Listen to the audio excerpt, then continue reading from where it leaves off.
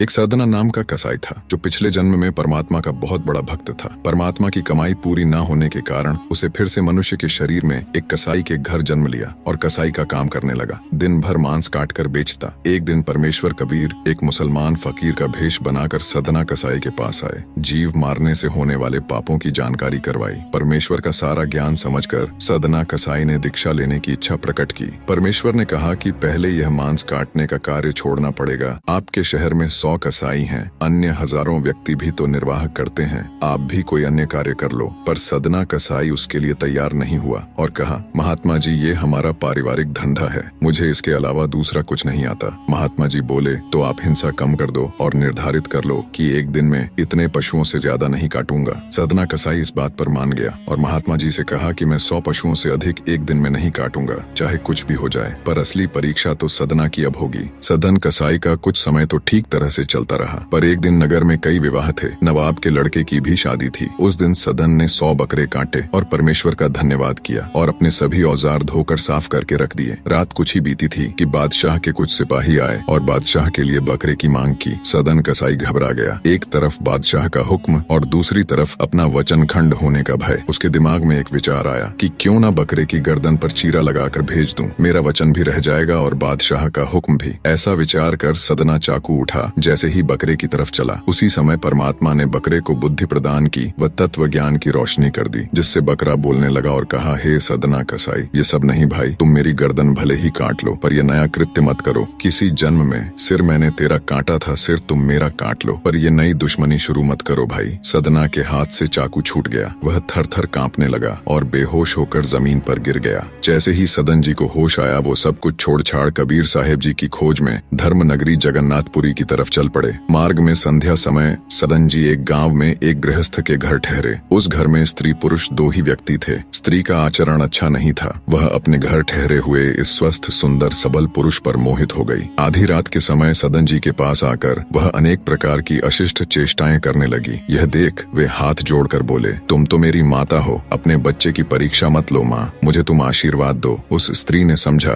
कि मेरे पति के भय से ही यह मेरी बात नहीं मान रहा। वह गई और तलवार लेकर अपने सोते हुए पति का सिर काट दिया और कहने लगी, प्यारे अब डरो मत, मैंने अपने पति का सिर काट डाला है, अब तुम मुझे स्वीकार करो। सदन भय से कांप उठे और कहा, पापी औरत, ये तूने क्या कर डाला? स्त्री ने जब सारी कोशिश करके देख ली और पता चला कि ये तो नहीं मानेगा, तब द्वार पर आकर छाती पीट पीट कर रोने लगी। लोग उसका रुदन सुनकर एकत्र हो गए। उस दुष्ट औरत ने रोते चिल्लाते कहा, इस यात्री ने मेरे पति को मार डाला है और यह मेरे साथ बलात्कार करना चाहता था। लोगों ने सदन को खूब भला बुरा कहा और उसे राजा के दरबार में पेश किया। सदन बिना कोई सफाई दिए बस चुपचाप अपने प्रभु की लीला देख रहे थे। अतः अपराध न करने पर भी अपराध स्वीकार कर लिया। राजा की आज्ञा से सदन के दोनों हाथ काट दिए गए। फिर भी सदन के मन में परमात्मा के प्रति तनिक भी रोष नहीं आया और उसे भी मालिक की मर्जी मानते हुए, उनको याद करते हुए फिर से जगन्नाथपुरी को चल पड़े। सदन जी कुछ ही दूर चले थे कि कबीर साहेब जी प्रकट हो गए। सदन ने उनको देख हाथ जोड़ने के लिए जैसे ही भुजाएं उठाई, उनके दोनों हाथ पूर्ववत ठीक हो गए। सदन जी उनके चरणों में गिर गए। तब परमात्मा कबीर साहेब ने उसे उठाते हुए बताया कि पिछले जन्म में तुम काशी में सदाचारी विद्वान ब्राह्मण थे। एक दिन एक गाय कसाई के घेरे से भागी जा रही थी। ये जानते हुए भी कसाई उसके साथ क्या करेगा, तुमने गाय के गले में दोनों हाथ डालकर उसे भागने से रोक लिया। वही गाय वह स्त्री थी और कसाई उसका पति था। पूर्व जन्म का बदला लेने के लिए उसने उसका गला काटा और गाय को पकड़ने के लिए तुम्हारे हाथ राजा द्वारा दिए गए दंड से तुम्हारे पाप का नाश हो गया।